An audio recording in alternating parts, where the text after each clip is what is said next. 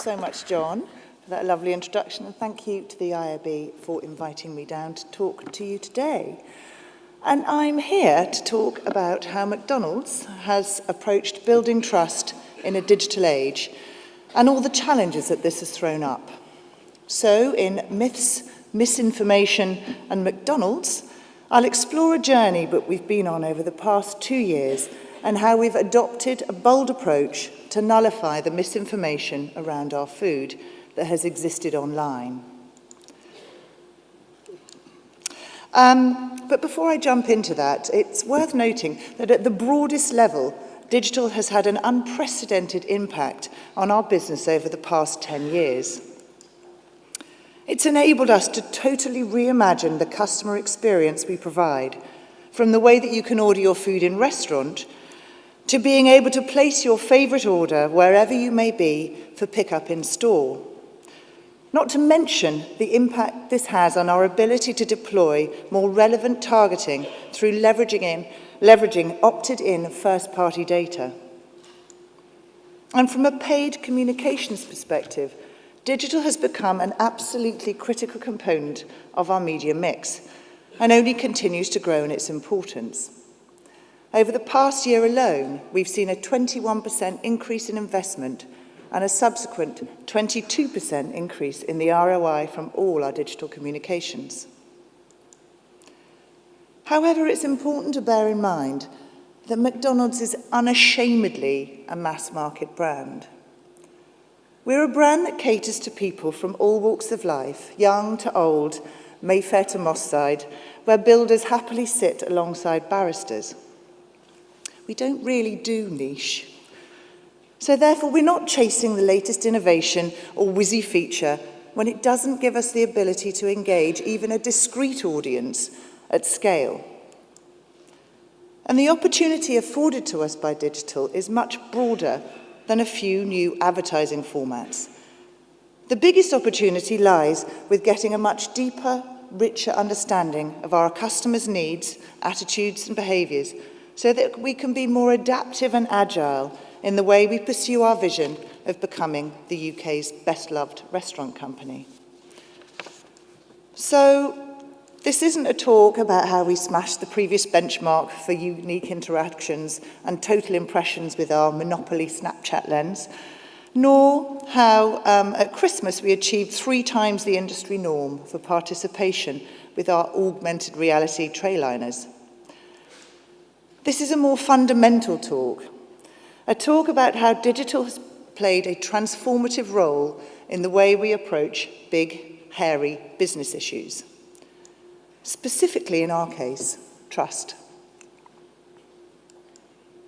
At McDonald's, we've always held a clear, long-term goal to provide the food that you love from people you trust.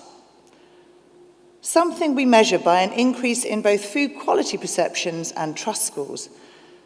But the battleground in which to achieve this couldn't be more challenging, particularly given the way that the digital landscape has fundamentally disrupted the relationship between brands and consumers, social media in particular, with the weapon of choice being mobile. It's left brands nowhere to hide. It forces them to step out of the ivory tower and be open. This is a change to be celebrated. It offers up new ways for us to engage with our customers. It's empowering in that it provides real-time feedback, and it's helped us lean in to building a stronger relationship with the millions of people we serve every day. However, the knottiest challenge we've been wrestling with is not fair complaints, but the proliferation of misinformation that spreads like wildfire.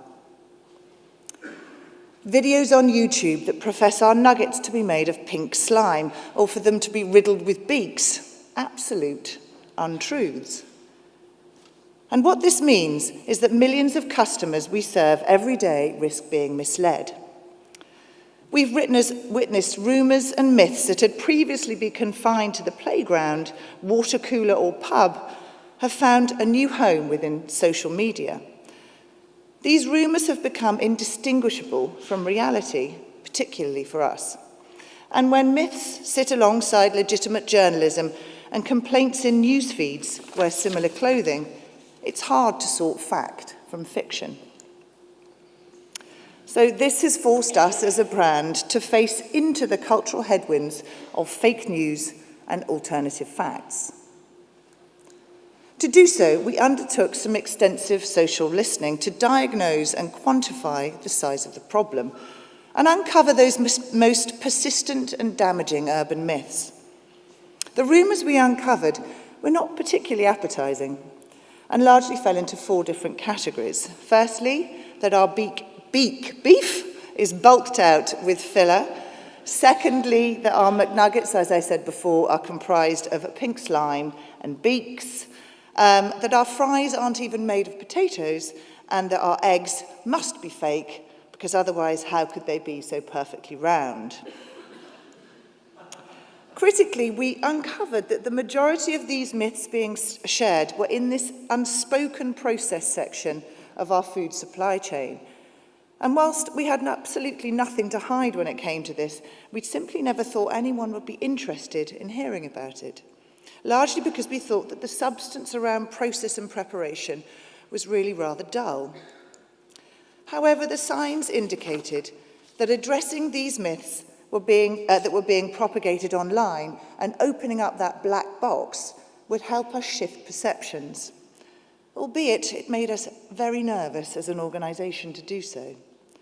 But ultimately, people felt that we were hiding aspects of our process from them, and the only way to combat this was by becoming more transparent. And with these myths and misinformation being so deep-rooted, we knew we needed a new approach. An approach that would help us to remove the conversation from the filter bubbles and echo chamber of the social feed. The only way we could do that without looking aggressively defensive was to fight fire with satire. And yes, as sacrilegious as it is to stand up at the IAB and say it out loud, this did involve TV as a component of the campaign. We used broadcast to elevate the myths to become part of a broader discourse, bringing the absurdity out of the darkness and shining a light to puncture the misinformation in a uniquely McDonald's fashion. Of course, advertising was only one part of the puzzle. We knew only too well that we wouldn't truly convince the most hardened cynics without really offering up full transparency. So we partnered with authentic and relatable independent YouTubers to infiltrate the heart of the online world rumours and myths inhabit. We handpicked partners with appeal both to the cynical 16 to 24-year-old audience like Jack Maynard or Jake Boys, and our crucial family audience like Brummy Mummy and Barry Lewis. We provided them with unprecedented access to our farms, our factories, and our restaurant kitchens to find out for themselves how we make and prepare our food. As is the norm with this kind of content, it was totally unscripted, and we had to allow them to produce it in a way that they felt was most relevant to their fan base and true to their online persona. And there's no escaping that this was the most uncomfortable aspect of the campaign for us, as an organisation that has a history of being a traditional broadcast advertiser with all the control that that brings. Oh, sorry, one more. However, putting our head above the parapet was clearly the only path for us to take if we were to truly engage with this highly sceptical millennial audience. But it did pay dividend with some 3.7 million views and 76% neutral or positive sentiment. In fact, just a few weeks after Jack Maynard's latest video went live, it became one of the top 10 most viewed videos on his channel. And the Doug Armstrong video was even picked up organically by the Daily Mail, resulting in a very rare piece of positive coverage. And beyond bringing outside voices into the campaign, we also ramped up the activity around our legacy online portal, What Makes McDonald's. This is a site we've been running for some years now, where people can come in and find out the real facts about our food. But in line with the campaign launch, we took our commitment to transparency one step further by enabling you to ask absolutely any question about our food and be answered personally by McDonald's. And not only did this drive levels of engagement we'd simply not seen before, it also had a significant impact on our key measure of trust. As the chart illustrates here, we've really shifted the dial, dramatically widening the gap between those who trust us and those who don't, with our trust scores now at an all-time high and those who don't trust us at an all-time low. And when we look at the impact on perceptions of food quality, the second key indicator when it comes to measuring trust, we've seen an uptick of 1/3 since the start of the campaign. And if you look at it from a big, hairy business goal perspective, there are 3 key figures that stand out. An 18% increase in trust over 2 years, a campaign payback of 5-to-1 in terms of profit ROI, and it's played a vital role in helping us reach our 46th consecutive quarter of growth. But perhaps the impact of the campaign is best captured by a quote from a focus group we held recently. "I actually don't think McDonald's food is bad at all. They've done loads to improve it. Maybe back in the day it was made of rubbish, but their burgers are 100% British and Irish beef now, and the other stuff is decent too. Praise indeed."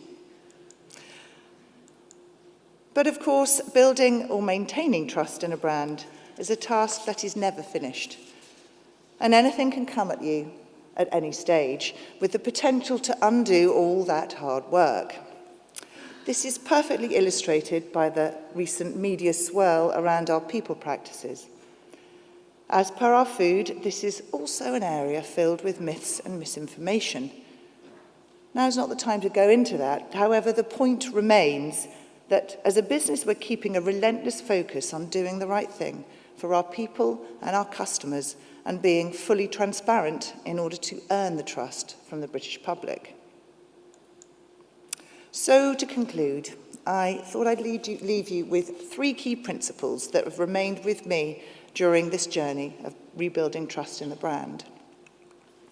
Firstly, something we found difficult to begin with, but it's critical to lean into the conversation taking place online. You can't bury your head in the sand, and by grasping the nettle, we ended up in a far more creatively fertile position. Following on from that, as a brand, we acknowledge that there's always going to be negative voices. But again, you can either ignore or engage. And engaging with those open to dialogue, whilst not easy, has generally turned out to be a worthwhile endeavour, helping us to turn detractors into advocates, or at the very least, ambivalence, and that's not to be sniffed at.